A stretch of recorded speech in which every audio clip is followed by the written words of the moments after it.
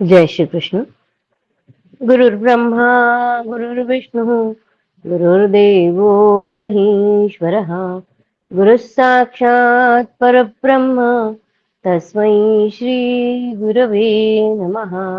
कृष्णाय वासुदेवाय हरये परमात्मने प्रणतक्लेशनाशाय गोविन्दाय नमो नमः। नमामि सद्गुरुं शान्तं सच्चिदानन्दविग्रहं पूर्णब्रह्मपरानन्दम् ईशमानन्दिवल्लभम्।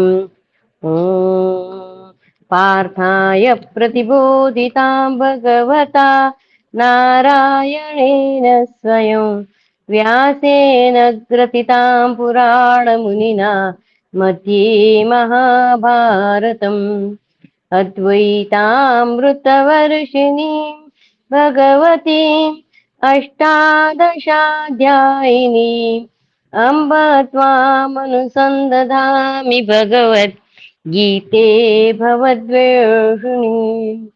नमोऽस्तु ते व्यासविशालबुद्धे पुल्लारविन्दायतपत्रनेत्र येन त्वया भारततैलपूर्णः प्रज्वालितो ज्ञानमयः प्रदीपः। प्रपन्नपारिजाताय स्तोत्रवेत्रैकपाणये ज्ञानमुद्राय कृष्णाय गीतामृतदुहे नमः। नारायणं नमस्कृत्य नरं चैव नरोत्तमं देवीं सरस्वतीं व्यासं ततो जयमुदीरये। जय श्री कृष्ण। अथ षट्पञ्चाशदधिकद्विशततमोऽध्यायः। दुर्योधन के यज्ञ का आरंभ एवं समाप्ति। दुर्योधन हस्तिनापुर लौटकर उसकी इच्छा थी कि जैसे पांडवों ने राजसूय यज्ञ किया था वैसे यज्ञ वह करना चाहता था, तो उसकी जगह दूसरा एक वैष्णव यज्ञ करने की सलाह पुरोहितों ने उसको दी थी। वह यज्ञ वो उसके यज्ञ का आरंभ। वैशंपायन जी कहते हैं, जन्मेजय तदनंतर समस्त शिल्पियों, श्रेष्ठ मंत्रियों तथा परम बुद्धिमान विदुर जी ने दुर्योधन को सूचना दी। भारत क्रतुश्रेष्ठ वैष्णव यज्ञ की सारी सामग्री जुट गई है। यज्ञ का नियत समय भी आ पहुंचा है और सोने का बहुमूल्य हल भी पूर्ण रूप से बन गया है। यह सुनकर नृपश्रेष्ठ दुर्योधन ने उस क्रतुराज को प्रारंभ करने की आज्ञा दी। फिर तो उत्तम संस्कारों से युक्त और प्रचुर धन धान्य से संपन्न वह वैष्णव यज्ञ आरंभ हुआ। गांधारी नंदन दुर्योधन ने शास्त्र की आज्ञा के अनुसार विधि पूर्वक उस यज्ञ की दीक्षा ली। धृतराष्ट्र, महायशस्वी विदुर, भीष्म, द्रोण, कृपाचार्य, कर्ण तथा यशस्विनी गांधारी को इस यज्ञ से बड़ी प्रसन्नता हुई। तदनंतर समस्त भूपालों तथा ब्राह्मणों को निमंत्रित करने के लिए बहुत से शीघ्रगामी दूत भेजे। दूतगण तेज चलने वाले वाहनों पर सवार हो जिन्हें जैसी आज्ञा मिली थी उसके अनुसार कर्तव्य पालन के लिए प्रस्थित हुए। उन्हीं में से एक जाते हुए दूत से दुशासन ने कहा, तुम शीघ्रता पूर्वक द्वैत वन में जाओ और पापात्मा पांडवों तथा उस वन में रहने वाले ब्राह्मणों को यथोचित रीति से निमंत्रण दे आओ। उस दूत ने समस्त पांडवों के पास जाकर प्रणाम किया और इस प्रकार कहा, महाराज, कुरुकुल श्रेष्ठ पुरुष नृपति शिरोमणि दुर्योधन अपने पराक्रम से अतुल धनराशि प्राप्त कर एक यज्ञ कर रहे हैं। उसमें विभिन्न स्थानों से बहुत से राजा और ब्राह्मण पधार रहे हैं। राजन, महामना दुशासन ने मुझे आपके पास भेजा है। जननायक महाराज दुर्योधन आप लोगों को उस यज्ञ में बुला रहे हैं। आप लोग चलकर राजा की मनोवांछित उस यज्ञ का दर्शन कीजिए। दूत का यह कथन सुनकर राजाओं में सिंह के समान महाराज युधिष्ठिर ने इस प्रकार उत्तर दिया, सौभाग्य की बात है कि पूर्वजों की कीर्ति बढ़ाने वाले राजा सुयोधन श्रेष्ठ यज्ञ के द्वारा भगवान का यजन कर रहे हैं। हम भी उस यज्ञ में चलते, परंतु इस समय यह किसी तरह संभव नहीं है। हमें 13 वर्ष तक वन में रहने की अपनी प्रतिज्ञा का पालन करना है। धर्मराज की यह बात सुनकर भीमसेन ने दूत से इस प्रकार कहा, दूत, तुम राजा दुर्योधन से जाकर यह कह देना कि सम्राट धर्मराज युधिष्ठिर 13 वर्ष बीतने के पश्चात उस समय वहां पधारेंगे, जबकि रण यज्ञ में अस्त्र शस्त्र द्वारा प्रज्वलित की हुई रोषाग्नि में वे तुम्हारी आहुति देंगे। जब रोष की आग में जलते हुए धृतराष्ट्र के पुत्रों पर पांडव अपनी क्रोध रूपी घी की आहुति डालने को उद्यत होंगे, उस समय मैं भीमसेन वहां पदार्पण करूंगा। शेष पांडवों ने कोई अप्रिय वचन नहीं कहा। दूत ने भी लौटकर दुर्योधन से सब समाचार ठीक ठीक बता दिया। तदनंतर विभिन्न देशों के अधिपति नरश्रेष्ठ भूपाल तथा ब्राह्मण दुर्योधन की राजधानी हस्तिनापुर में आए। उन सब की शास्त्रीय विधि से यथोचित सेवा पूजा की गई। इससे वे नरेशगण अत्यंत प्रसन्न हो मन ही मन आनंद का अनुभव करने लगे। समस्त कौरवों से घिरे हुए धृतराष्ट्र को भी बड़ा हर्ष हुआ। उन्होंने विदुर से कहा, भैया शीघ्र ऐसी व्यवस्था करो जिससे इस यज्ञ मंडप में पधारे हुए सभी लोग खान पान से संतुष्ट एवं सुखी हो जाए। धर्मज्ञ एवं विद्वान विदुर जी ने सब मनुष्यों की ठीक ठीक संख्या का ज्ञान करके उन सब का यथोचित स्वागत सत्कार किया। वे बड़े हर्ष के साथ सभी अतिथियों को उत्तम भक्ष्य पेय अन्नपान सुगंधित पुष्पहार तथा नाना प्रकार के वस्त्र देने लगे। वीर राजा दुर्योधन ने सभी को शास्त्रानुसार यथा योग्य निवास गृह बनवाकर उनमें ठहराया था। उसने सब प्रकार से आश्वासन तथा भांति भांति के रत्न देकर सहस्त्र राजाओं को तथा ब्राह्मणों को विदा किया। इस प्रकार जब राजाओं को विदा देकर भाइयों से घिरे हुए दुर्योधन ने कर्ण और शकुनी के साथ हस्तिनापुर में प्रवेश किया। इति श्री महाभारते वन पर्वणि घोष यात्रा पर्वणि दुर्योधन यज्ञे षट्पञ्चाशदधिक द्विशततमोऽध्यायः। कृष्णाय वासुदेवाय हरये परमात्मने प्रणतक्लेशनाशाय गोविन्दाय नमो नमः। ओम नमो भगवते वासुदेवाय। ओम नमो भगवते वासुदेवाय। अथ सप्तपञ्चाशदधिक द्विशततमोऽध्यायः। दुर्योधन के यज्ञ के विषय में लोगों का मत, कर्ण द्वारा अर्जुन के वध की प्रतिज्ञा, युधिष्ठिर की चिंता तथा दुर्योधन की शासन नीति। वैशंपायन जी कहते हैं, महाराज नगर में प्रवेश करते समय सूतों तथा अन्य लोगों ने भी अटल निश्चयी और महान धनुर्धर राजा दुर्योधन की भूरी भूरी प्रशंसा की। तत्पश्चात सब लोग लावा और चंदन चूर्ण बिखेर कर कहने लगे, महाराज आपका यह यज्ञ बिना किसी विघ्न बाधा के पूर्ण हो गया, यह बड़े सौभाग्य की बात है। वही कुछ ऐसे लोग भी थे जिनका मस्तिष्क वात रोग से विकृत था। कब क्या कहना उचित है इसको वे नहीं जानते थे। अतः राजा दुर्योधन को संबोधित करके कहने लगे, राजन आपका यह यज्ञ युधिष्ठिर के यज्ञ के समान नहीं था। कुछ अन्य वायु रोगग्रस्त लोग राजा दुर्योधन से इस प्रकार कहने लगे, यह यज्ञ तो युधिष्ठिर के यज्ञ की 16वीं कला के बराबर भी नहीं था। तो राजा के सुहृद थे वे वहां इस प्रकार बोले, यह यज्ञ पिछले सब यज्ञों से बढ़कर हुआ है। ययाति, नहुष, मांधाता और भरत भी इस यज्ञ कर्म का अनुष्ठान करके पवित्र हो सबके सब स्वर्ग लोक में गए हैं। सुहृदों की यह सुंदर बातें सुनता हुआ राजा दुर्योधन प्रसन्नता पूर्वक नगर में प्रवेश करके अपने राजभवन में गया। उसने सबसे पहले अपने माता पिता के चरणों में प्रणाम किया। तत्पश्चात क्रमशः भीष्म, द्रोण, कृपाचार्य आदि को तथा बुद्धिमान विदुर जी को भी मस्तक झुकाया। तदनंतर छोटे भाइयों ने आकर भ्राताओं का आनंद बढ़ाने वाले दुर्योधन को प्रणाम किया। इसके बाद सब भाइयों से घिरा हुआ अपने प्रमुख राज सिंहासन पर विराजमान हुआ। उस समय सूत पुत्र कर्ण उठकर महाराज दुर्योधन से इस प्रकार कहा, सौभाग्य की बात है कि तुम्हारा यह महान यज्ञ सकुशल समाप्त हुआ। जब युद्ध में पांडव मारे जाएंगे उस समय तुम्हारे द्वारा आयोजित राजसूय यज्ञ की समाप्ति पर मैं पुनः इस प्रकार तुम्हारा अभिनंदन करूंगा। तब महायशस्वी महाराज दुर्योधन ने उससे इस प्रकार कहा, वीर तुम्हारा यह कथन सत्य है। जब दुरात्मा पांडव मारे जाएंगे, उस समय महायज्ञ राजसूय के समाप्त होने पर तुम पुनः इस प्रकार मेरा अभिनंदन करोगे। ऐसा कहकर दुर्योधन ने कर्ण को छाती से लगा लिया और क्रतुश्रेष्ठ राजसूय का चिंतन करने लगा। नृपश्रेष्ठ दुर्योधन ने अपने पास खड़े हुए कौरवों को संबोधित करके कहा, कुरुकुल के राजकुमारों, कब ऐसा समय आएगा जब मैं समस्त पांडवों को मारकर प्रचुर धन से संपन्न होने वाले उस क्रतुश्रेष्ठ राजसूय का अनुष्ठान करूंगा।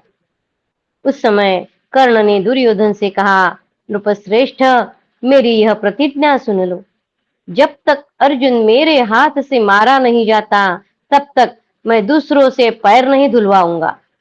कर्ण ने प्रतिज्ञा की है कि जब तक अर्जुन मेरे हाथ से मारा नहीं जाता, तब तक मैं दूसरों से पैर नहीं धुलवाऊंगा। केवल जल से उत्पन्न पदार्थ नहीं खाऊंगा और आसुर व्रत यानी क्रूरता आदि नहीं धारण करूंगा। किसी के भी कुछ मांगने पर नहीं, ऐसी बात मैं नहीं कहूंगा। किसी के कुछ मांगने पर नहीं, ऐसी बात मैं नहीं कहूंगा। कर्ण के द्वारा युद्ध में अर्जुन के वध की प्रतिज्ञा करने पर महान धनुर्धर महारथी धृतराष्ट्र पुत्रों ने बड़े जोर से सिंहनाद किया। उस दिन से कौरव पांडवों को पराजित ही मानने लगे। तदनंतर जैसे देवराज इंद्र चैत्ररथ नामक उद्यान में प्रवेश करते हैं, उसी प्रकार श्रीमान राजा दुर्योधन ने उन नरपुंगवों को विदा करके अपने महल में प्रवेश किया। तदनंतर वे सभी महाधनुर्धर वीर अपने अपने भवन में चले गए। इधर महाधनुर्धर पांडव द्यूत के वाक्य से प्रेरित हो उसी विषय का चिंतन करते हुए कभी चैन नहीं पाते थे। महाराज, फिर उन्होंने गुप्तचरों द्वारा वह समाचार भी प्राप्त कर लिया जिसमें अर्जुन के वध के लिए सूतपुत्र कर्ण की प्रतिज्ञा दोहराई गई थी। राजन, यह सब सुनकर धर्मपुत्र युधिष्ठिर उद्विग्न हो उठे। वे विचारने लगे, कर्ण का कवच अभेद्य है और उसका पराक्रम भी अद्भुत है। यह मानकर तथा वन के क्लेशों का स्मरण करके उन्हें शांति नहीं प्राप्त होती थी। इस प्रकार चिंता से घिरे हुए महात्मा युधिष्ठिर के मन में यह विचार उत्पन्न हुआ कि अनेक प्रकार के सर्पों तथा मृगों से भरे हुए इस द्वैत वन को छोड़कर हम कहीं अन्यत्र चले। इधर राजा दुर्योधन भी अपने वीर भाइयों के साथ रहकर भीष्म, द्रोण, कृपाचार्य, युद्ध में शोभा पाने वाले सूतपुत्र कर्ण तथा द्युत कुशल शकुनी से मिलकर निरंतर प्रसन्नता का अनुभव करता हुआ इस पृथ्वी का शासन करने लगा। दुर्योधन सदा अपने अधीन रहने वाले राजाओं का प्रिय करने लगा और प्रचुर दक्षिणा वाले यज्ञों द्वारा श्रेष्ठ ब्राह्मणों का भी स्वागत सत्कार करता रहा। राजन, शत्रुओं को संताप देने वाला वीर दुर्योधन निरंतर अपने भाइयों का प्रिय कार्य किया करता था। धन के दो ही फल है, दान और भोग। धन के दो ही फल है, दान और भोग। ऐसा ही मन निश्चय करके वह इन्हीं में धन का उपयोग करता था। इति श्री महाभारते वन पर्वणि घोष यात्रा पर्वणि युधिष्ठिर चिंतायां सप्तपञ्चाशदधिक-द्विशततमोऽध्यायः। कृष्णाय वासुदेवाय हरये परमात्मने प्रणतक्लेशनाशाय गोविन्दाय नमो नमः। ओम नमो भगवते वासुदेवाय। ओम नमो भगवते वासुदेवाय।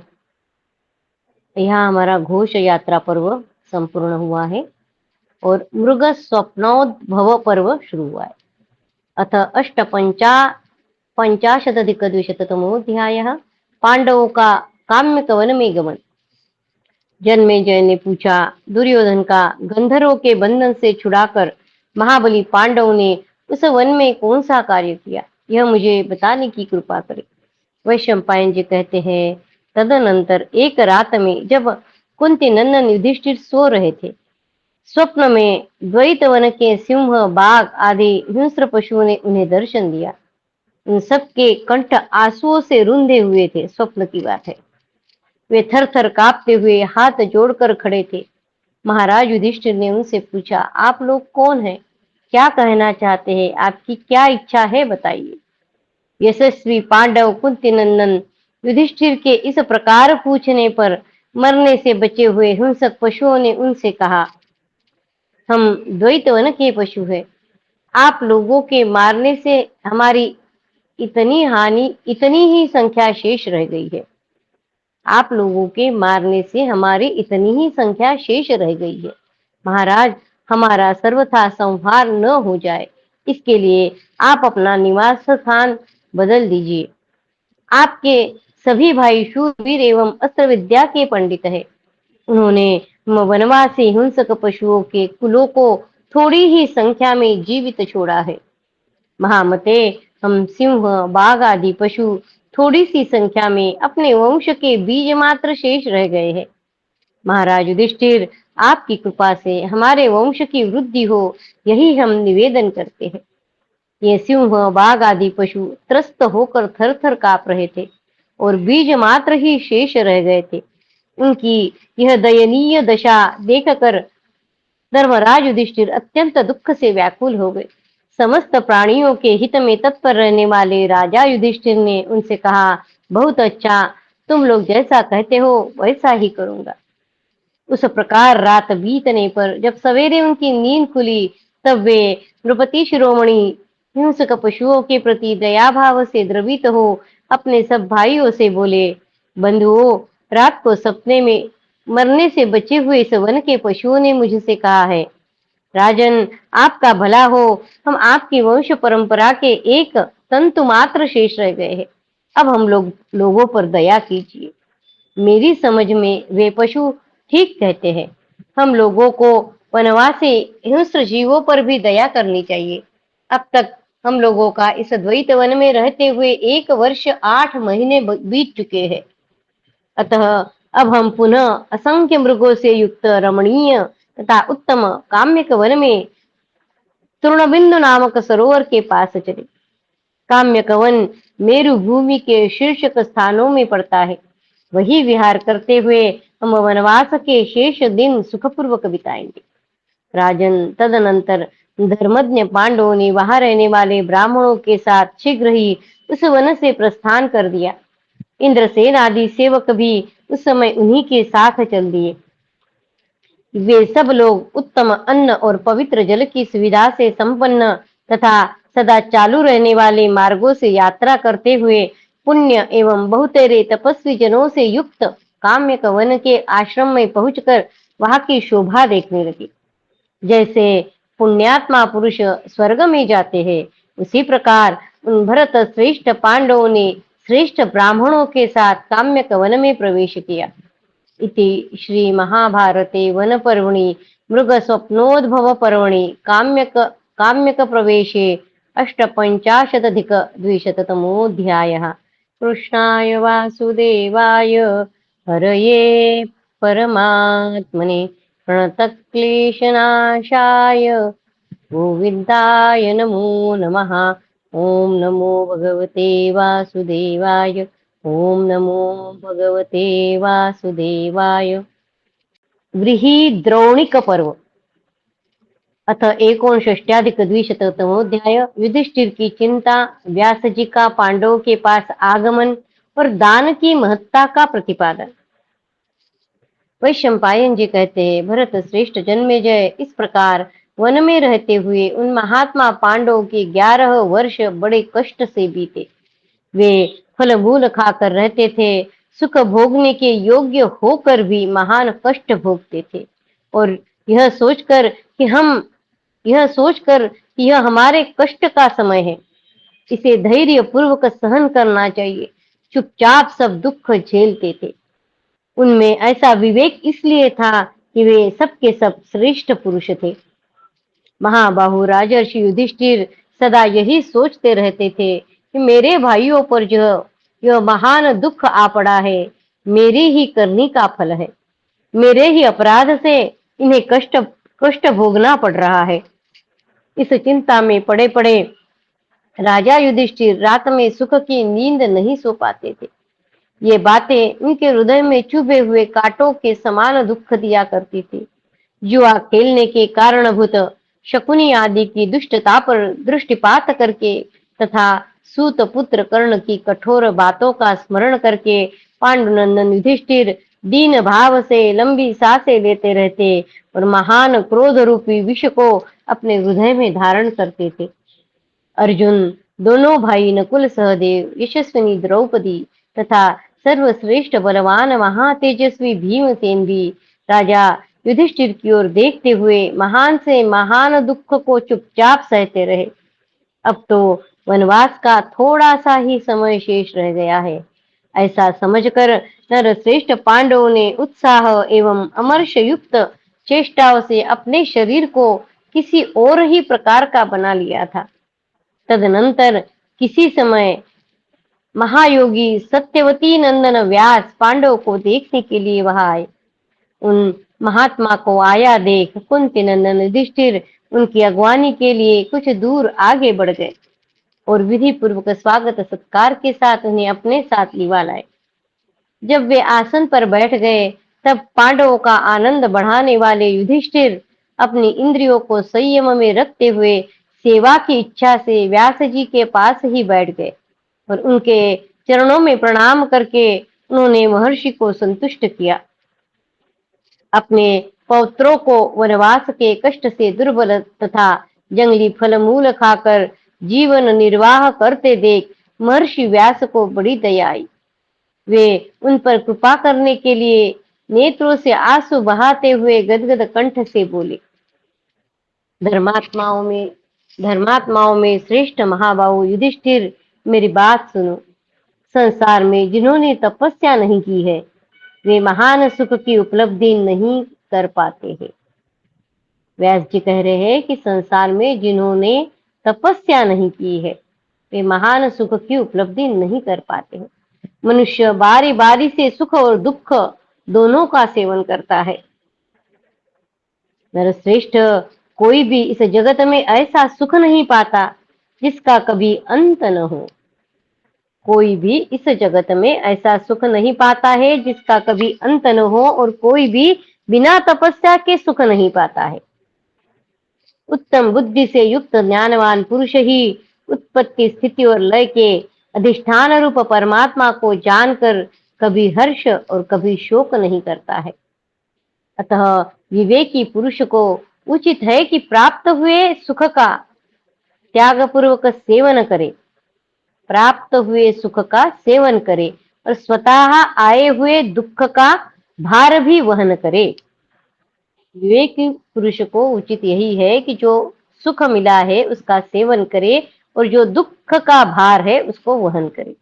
जैसे किसान बीज बोकर समय के अनुसार प्रारब्धवश जितना अन्न मिलता है उसे ग्रहण करता है। किसान बीज बोकर समय के अनुसार प्रारब्धवश जितना मिलता है उसे ग्रहण करता है।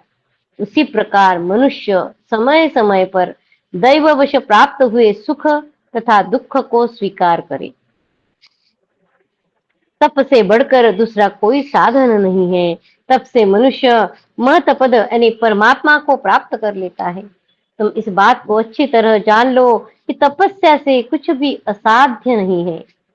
तपस्या से कुछ भी असाध्य नहीं है। महाराज, सत्य, सरलता, क्रोध का अभाव, देवता और अतिथियों को देकर अन्न आदि ग्रहण करना, देवता और अतिथियों को देकर फिर अन्न ग्रहण करना, इंद्रिय संयम, मनोनिग्रह, दूसरों के दोष न देखना, हिंसा न करना, बाहर भीतर की पवित्रता रखना तथा संपूर्ण इंद्रियों को काबू में रखना, ये पुण्यात्मा पुरुषों के सद्गुण सबको पवित्र करने वाले हैं। फिर से पढ़ेंगे। सत्य, सरलता, क्रोध का अभाव, देवता और अतिथियों को देकर अन्न आदि ग्रहण करना, इंद्रिय संयम, मनोनिग्रह, दूसरों के दोष न देखना, हिंसा न करना, बाहर भीतर की पवित्रता रखना तथा संपूर्ण इंद्रियों को काबू में रखना, ये पुण्यात्मा पुरुषों के सद्गुण सबको पवित्र करने वाले हैं। जो लोग अधर्म में रुचि रखने वाले हैं वे मूढ़ मानव पशु पक्षी आदि तिर्यक योनियों में जन्म ग्रहण करते हैं। जो लोग अधर्म में रुचि रखने वाले हैं वे मूढ़ मानव पशु पक्षी आदि तिर्यक योनियों में जन्म ग्रहण करते जो अधर्मी है। उन कष्टदायक योनियों में पड़कर वे कभी सुख नहीं पाते हैं।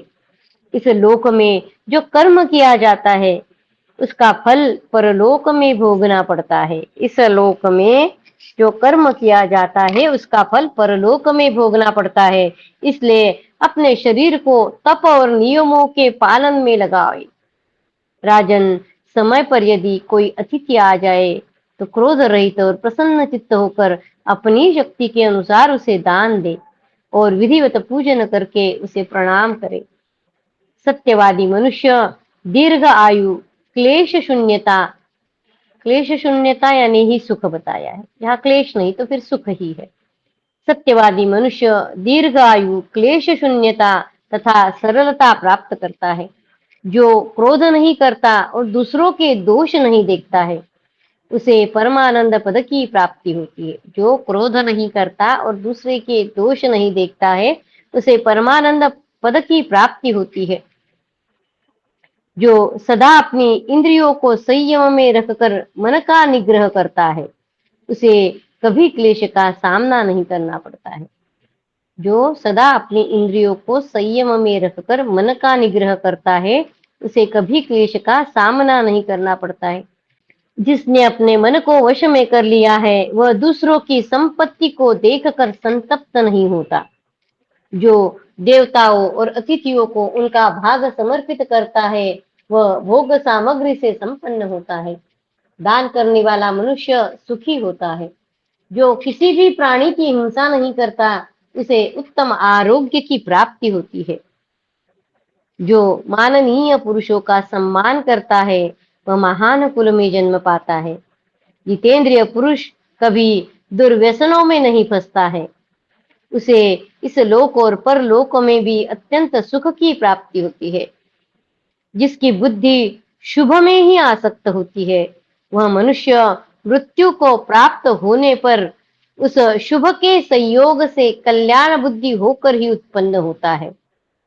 युधिष्ठिर ने पूछा, भगवान, दान धर्म एवं तपस्या इनमें से किसका फल परलोक में अधिक माना गया है? दान धर्म की तपस्या, इन दोनों में से किसका फल परलोक में अधिक माना गया है और इन दोनों में कौन दुष्कर बताया जाता है? व्यास जी ने कहा, दान से बढ़कर दुष्कर कार्य इस पृथ्वी पर दूसरा कोई नहीं है। दान से बढ़कर दुष्कर कार्य इस पृथ्वी पर दूसरा कोई नहीं है। लोगों का धन का लोभ अधिक होता है और धन मिलता भी बड़े कष्ट से है। लोगों का धन का लोभ अधिक होता है और धन मिलता भी बड़े कष्ट से है। महामते, कितने ही साहसी मनुष्य रत्नों के लिए अपने प्यारे प्राणों का मोह छोड़कर समुद्र में गोते लगाते हैं और धन के लिए घोर जंगलों में भटकते फिरते हैं।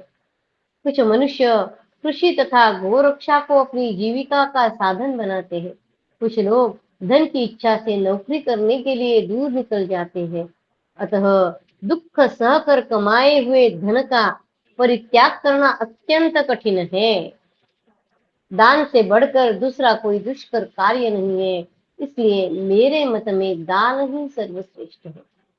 यह विशेष बात यह जाननी चाहिए कि मनुष्य न्याय से कमाए गए धन को उत्तम देश, काल और पात्र का विचार करते हुए श्रेष्ठ पुरुषों को दे, श्रेष्ठ पुरुषों को दान करे। कैसे? विशेष बात बताई उन्होंने, मनुष्य न्याय से कमाए। अन्याय से कमाया गया धन दान में नहीं देना है। न्याय से कमाया हुआ धन है। मनुष्य न्याय से कमाए गए धन को उत्तम देश, उत्तम काल और उत्तम पात्र, जिसको हम दान दे रहे वो उत्तम है कि नहीं, इसको जो हम दे रहे, इस सब का विचार करते हुए श्रेष्ठ पुरुषों को दे। अन्याय से प्राप्त किए हुए धन के द्वारा जो दान धर्म किया जाता है वह कर्ता की महान भय से रक्षा नहीं कर पाता है।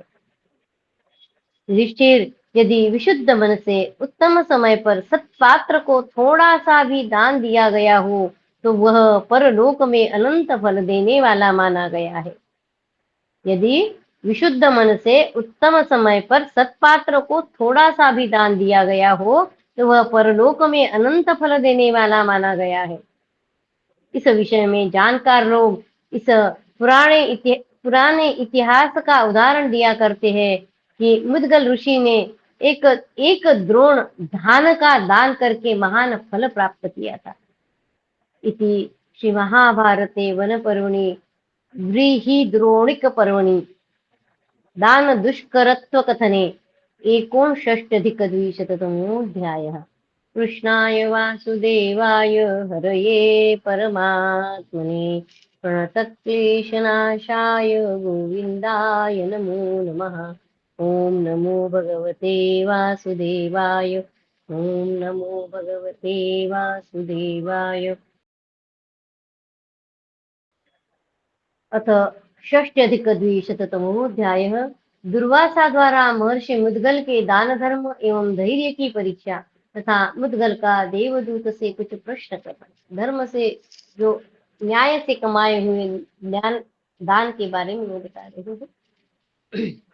युधिष्ठिर ने पूछा, भगवान, महात्मा मुद्गल एक द्रोण धान का दान कैसे और किस विधि से किया था तथा वह दान किसको दिया गया था, वह सब मुझे बताइए। कुछ विद्वानों के मत से यह 16 शेर का द्रोण बोला है उन्होंने, तो वो 16 शेर का एक द्रोण ऐसे लिखा हुआ। मनुष्यों के धर्म को प्रत्यक्ष देखने और जानने वाले भगवान, मनुष्य के धर्म को प्रत्यक्ष देखने और जानने वाले भगवान जिसके कर्मों से संतुष्ट होते हैं, उसी श्रेष्ठ धर्मात्मा पुरुष का जन्म सफल है, ऐसा मैं मानता हूँ। मनुष्यों के धर्मों को प्रत्यक्ष देखने वाले और जानने वाले भगवान जिसके कर्म से संतुष्ट होते हैं, उसी श्रेष्ठ धर्मात्मा पुरुष का जन्म सफल है, ऐसा मैं मानता हूँ।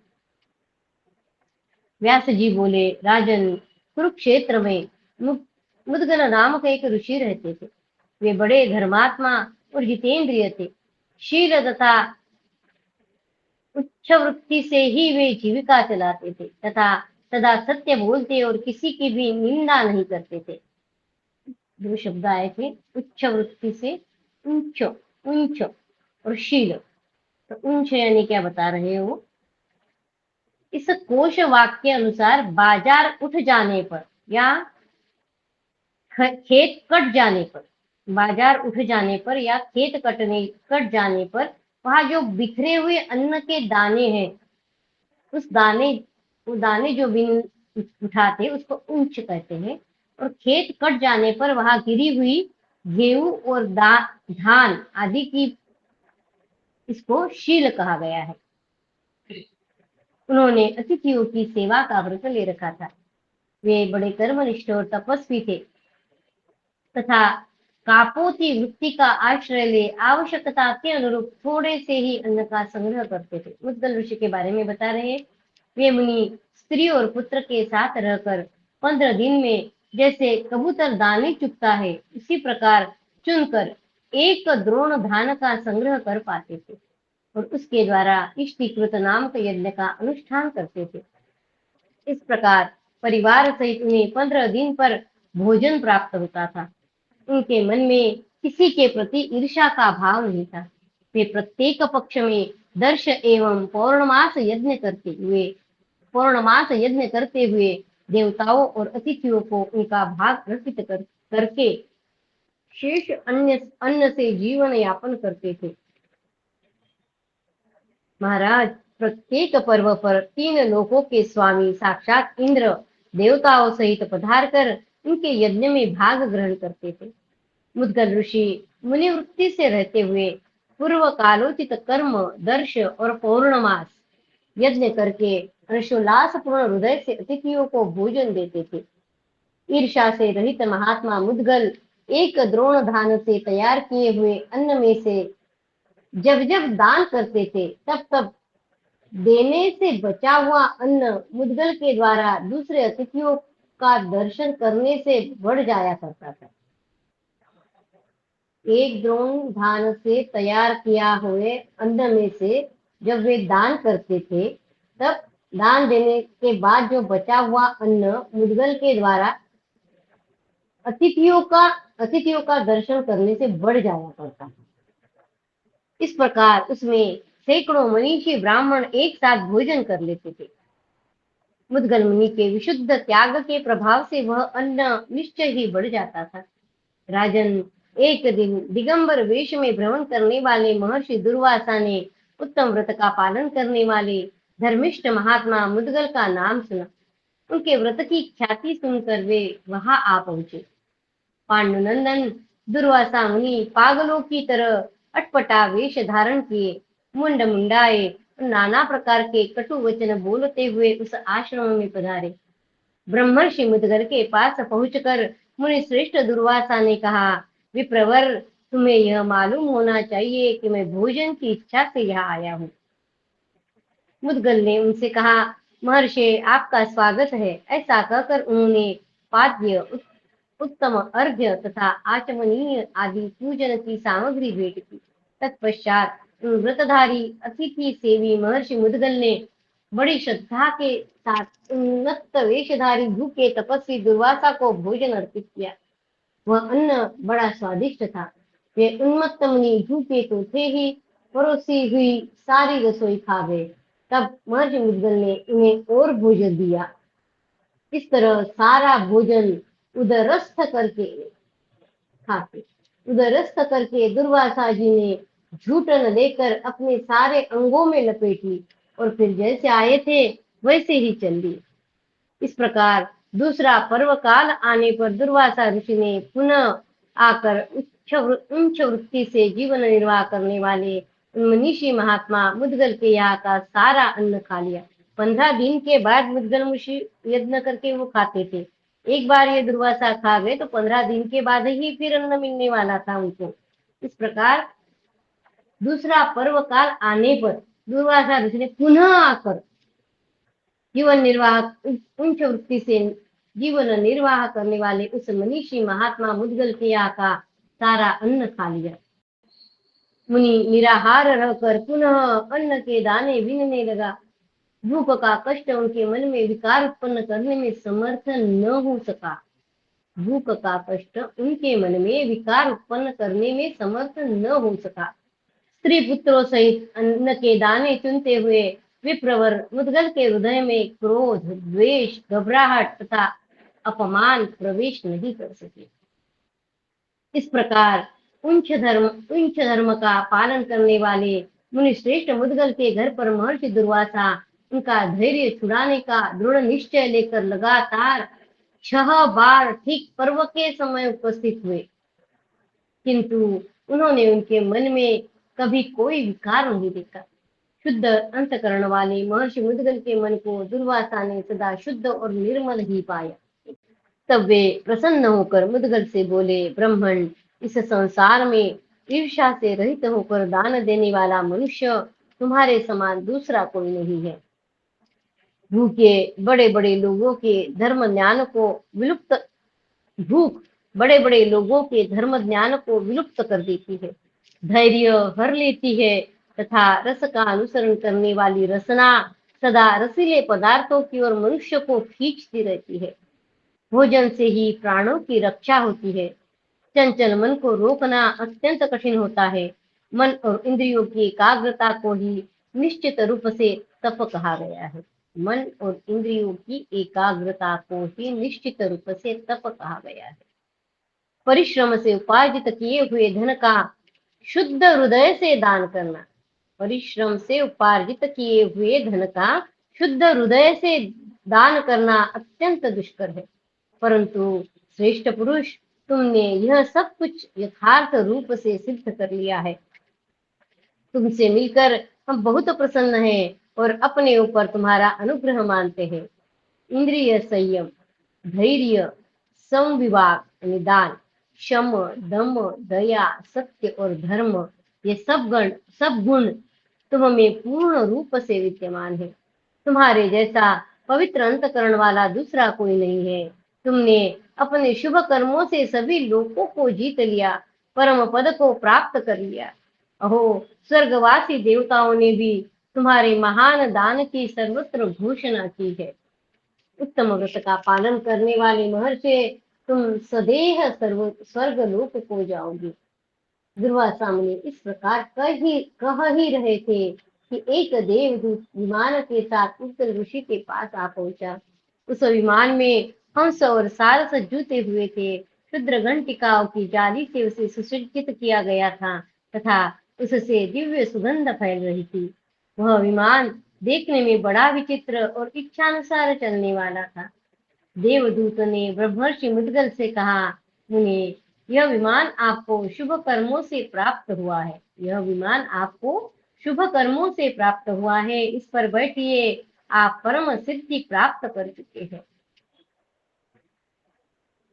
देवदूत के ऐसा कहने पर महर्षि मुद्गल ने उससे कहा, देवदूत, मैं तुम्हारे मुख से स्वर्गवासियों के गुण सुनना चाहता हूँ। वहां रहने वालों में कौन से गुण होते?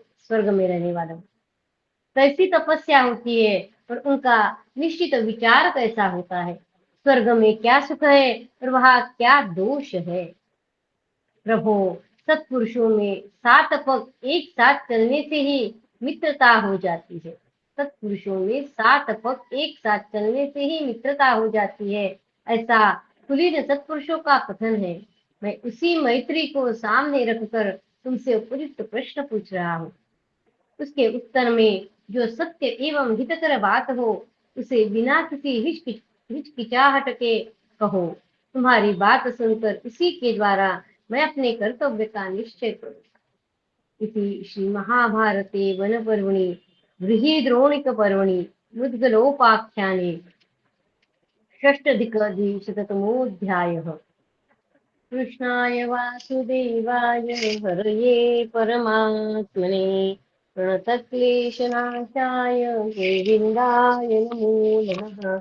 ॐ नमो भगवते वासुदेवाय। ॐ नमो भगवते वासुदेवाय। अथ एकषष्टधिकद्विशततमोऽध्यायः। देवदूतों द्वारा स्वर्गलोक के गुण और दोष तथा दोष रहित विष्णु धाम का वर्णन सुनकर मुद्गल का देवदूत को लौटा देना एवं व्यास जी का युधिष्ठिर को समझाकर अपने आश्रम को लौट जाना। देवदूत बोला, महर्षि, तुम्हारी बुद्धि बड़ी उत्तम है। जिस उत्तम स्वर्गीय सुख को दूसरे लोग बहुत बड़ी चीज समझते हैं, वह तुम्हें प्राप्त ही है। फिर भी तुम अनजान से बनकर इसके संबंध में विचार करते हो, इसके गुण दोष की समीक्षा कर रहे हो। मुने, जिससे स्वरलोक कहते हैं, वह यहाँ से बहुत ऊपर है। वहां पहुंचने के लिए ऊपर को जाया जाता है, इसलिए उसका एक नाम ऊर्ध्वग भी है। वहां जाने के लिए जो मार्ग है वह बहुत उत्तम है। वहां के लोग सदा विमानों पर विचरा करते हैं। मुद्गल, जिन्होंने तपस्या नहीं की है, बड़े बड़े यज्ञों द्वारा यजन नहीं किया है तथा जो असत्यवादी एवं नास्तिक है, वे उस लोक में नहीं जा पाते हैं। जिन्होंने तपस्या नहीं की है, बड़े बड़े यज्ञों द्वारा यजन नहीं किया है, जो असत्यवादी एवं नास्तिक है, वे उस लोक में नहीं जा पाते हैं।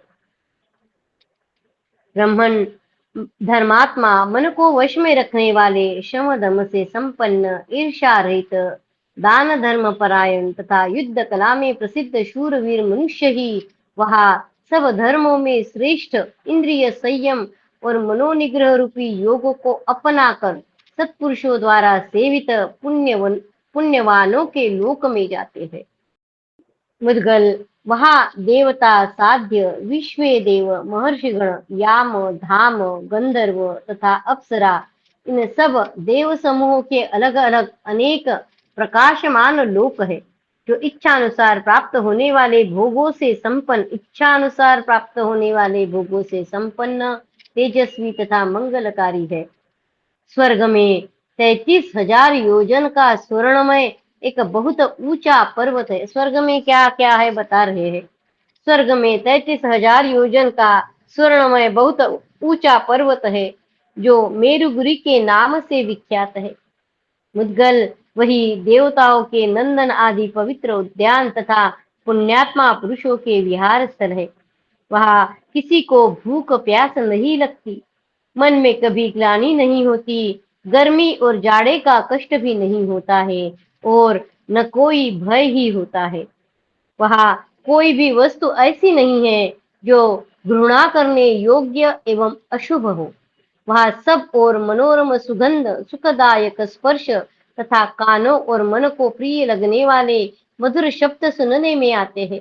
उन्हें स्वर्ग लोक में न शोक होता है न बुढ़ापा। वहां थकावट तथा करुणाजनक विलाप भी श्रवण गोचर नहीं होते हैं। महर्षि, स्वर्गलोक ऐसा ही है। अपने सत्कर्मों के फल रूप ही उसकी प्राप्ति होती है। स्वर्गलोक की प्राप्ति कैसे होती है? तो अपने सत्कर्मों के फल रूप ही उसकी प्राप्ति होती है। मनुष्य वहां अपने किए हुए पुण्य कर्मों से ही रह पाते हैं। अपने सत्कर्मों के फल रूप ही उसकी प्राप्ति होती है और अपने किए हुए पुण्य कर्मों से ही रह पाते हैं। मुद्गल, स्वर्गवासियों के शरीर में तेजस तत्व की प्रधानता होती है। वे शरीर पुण्य कर्मों से ही उपलब्ध होते हैं।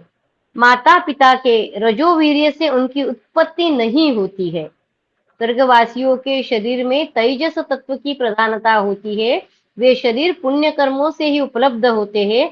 माता पिता के रजोवीर्य से उनकी उत्पत्ति नहीं होती है। उन शरीरों में कभी पसीना नहीं निकलता, दुर्गंध नहीं आती तथा मलमूत्र का भी अभाव होता है। पसीना नहीं आता, दुर्गंध नहीं आती, मलमूत्र का भी अभाव होता है।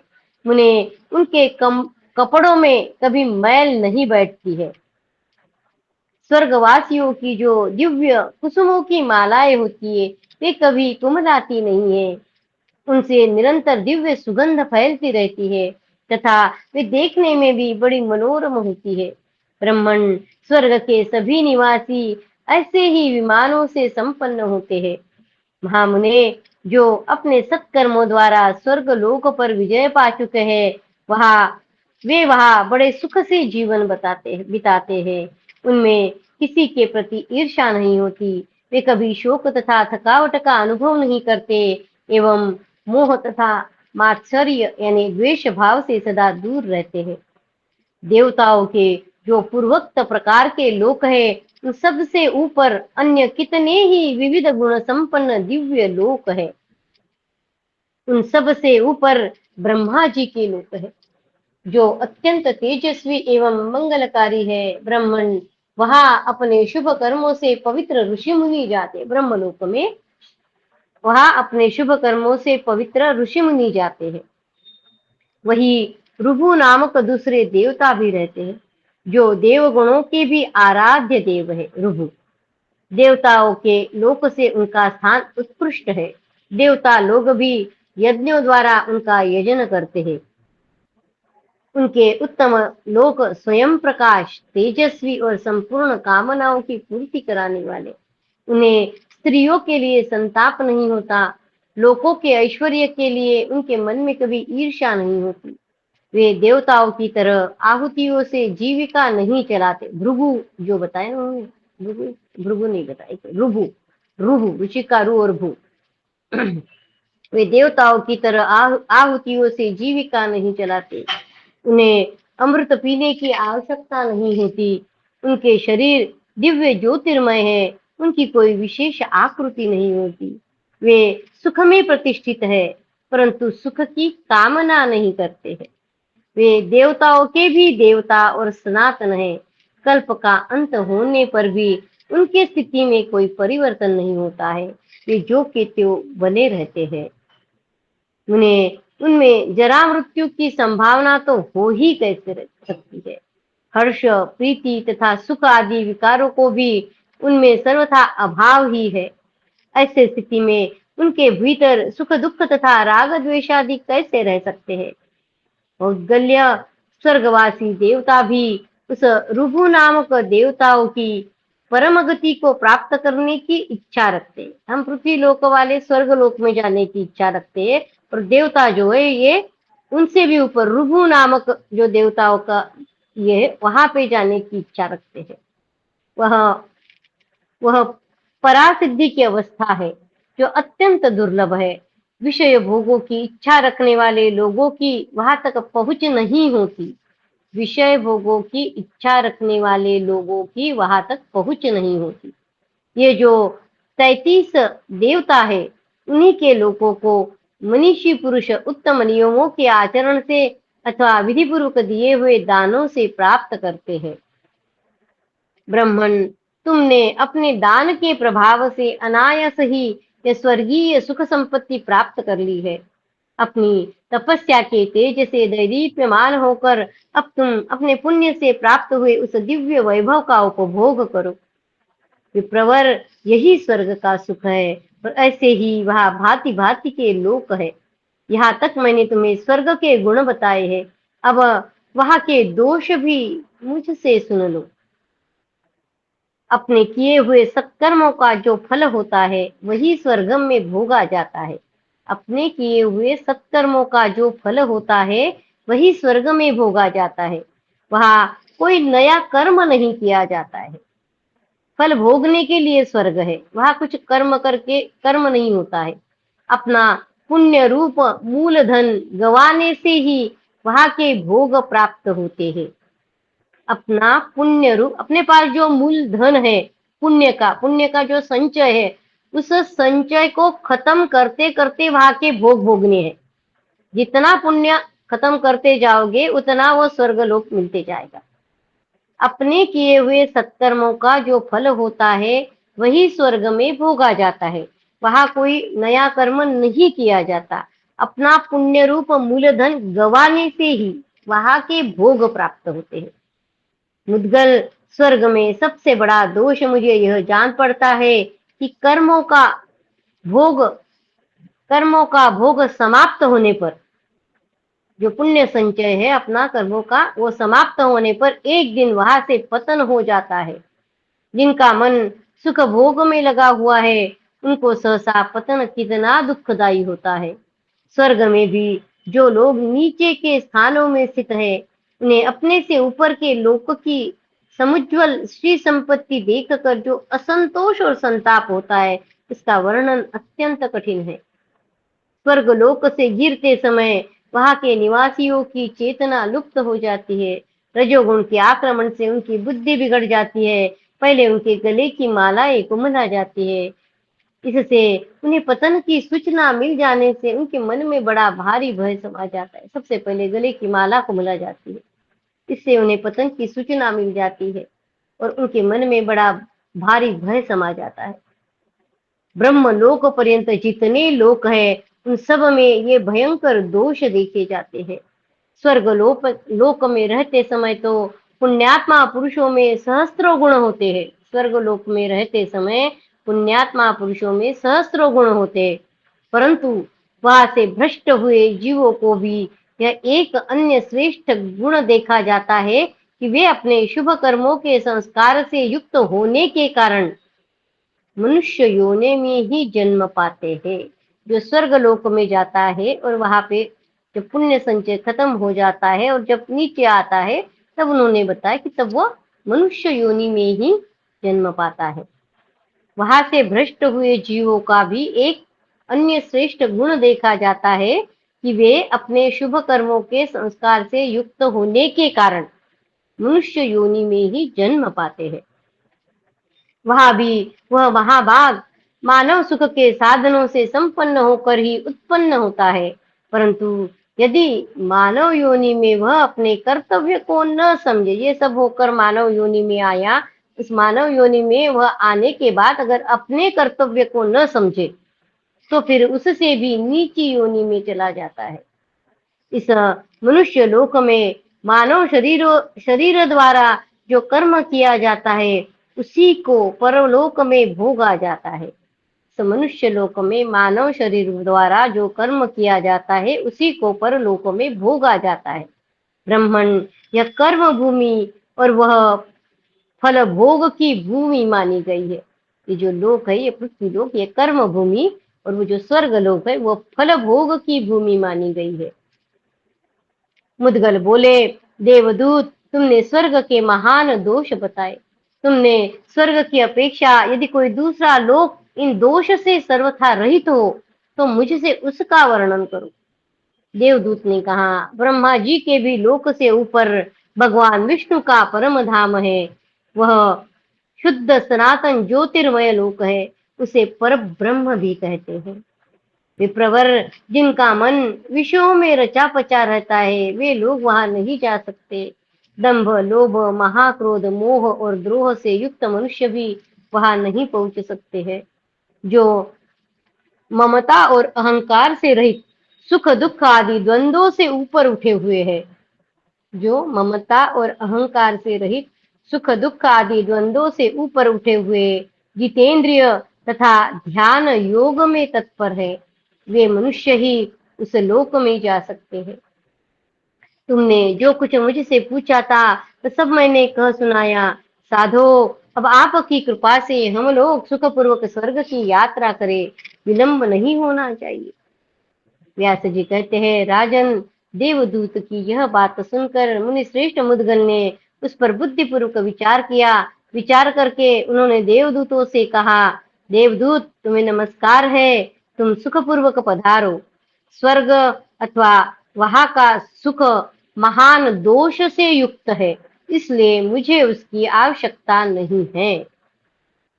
मुद्गल कह रहे हैं कि तुम सुखपूर्वक पधारो, स्वर्ग अथवा वहां का सुख महान दोष से युक्त है, इसलिए मुझे उसकी आवश्यकता नहीं है। अहो, पतन के बाद तो स्वर्गवासी मनुष्य को अत्यंत भयंकर महान दुख और अनुताप होता है, और फिर वे इसी लोक में विचरते रहते, इसलिए मुझे स्वर्ग में जाने की इच्छा नहीं है।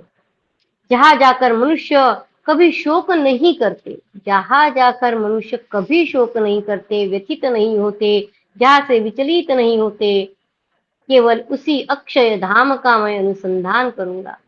ऐसा कहकर मुद्गल मुद्गल मुनि ने उस देवदूत को विदा कर दिया।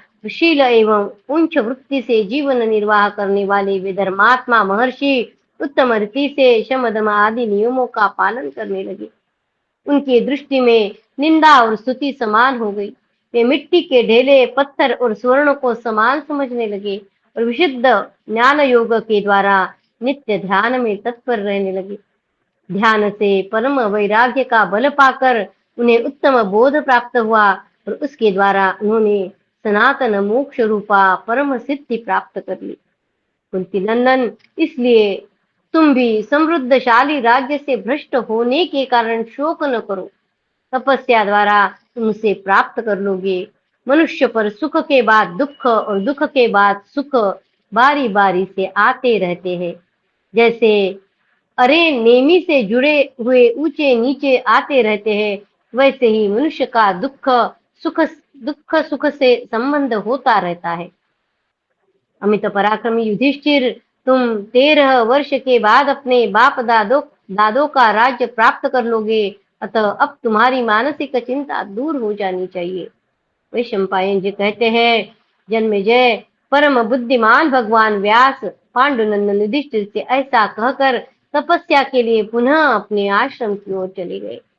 इति श्री महाभारते वन पर्वणि बृहद्रोणिकपर्वणि मुद्गल देवदूत संवादे एकषष्टिकद्विशततमोऽध्यायः। कृष्णाय वासुदेवाय हरये परमात्मने प्रणतक्लेशनाशाय गोविन्दाय नमो नमः। ॐ नमो भगवते वासुदेवाय। ॐ नमो भगवते वासुदेवाय। भव भवे यथा भक्तिः पादयोस्तव जायते, तथा कुरुष्व देवेश नाथस्त्वं नो यतः प्रभो। नाम संकीर्तनं यस्य सर्वपापप्रणाशनं, प्रणामो दुःखशमनः तं नमामि हरिं परं, तं नमामि हरिं परं। त्वदीयं वस्तु गोविन्द तुभ्यमेव समर्पये, तेन त्वदङ्घ्रिकमले रतिं मे यच्छ शाश्वतीम्। ॐ पूर्णमद पूर्णमिदं पूर्णात् पूर्णमुदच्यते, पूर्णस्य पूर्णमादाय पूर्णमेवावशिष्यते। ॐ शान्ति शान्ति शान्तिः। हरि ओम तत्सत्। श्रीकृष्णार्पणमस्तु। श्री गुरुभ्यो नमः। ज्ञानेश्वर। जय श्री कृष्ण। जय श्री कृष्ण अनिता, तरी आलो जय श्री तुम्हाला कृष्ण। जय श्री कृष्ण ताई, बहुत बहुत धन्यवाद, सभी को प्रणाम। जय श्री राम। जय श्री कृष्ण।